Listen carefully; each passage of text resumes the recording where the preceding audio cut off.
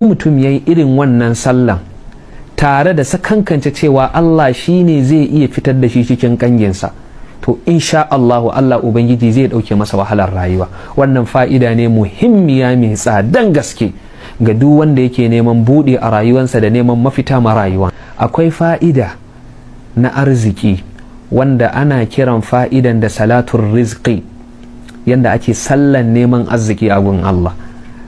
Wanda yake cikin wahalar rayuwa akwai wani sallah da ake yi, wannan sallan suna kiransa salatun rizqi. Jibrilu ya zo gurin manzon Allah ya ce, ya Rasulallah, wanda ya koka maka talauci daga cikin al'ummanka, ya koka maka wahalar rayuwa daga cikin al'ummanka, to Allah ya ce ka faɗa masa ya yi sallah nafila raka'a biyu.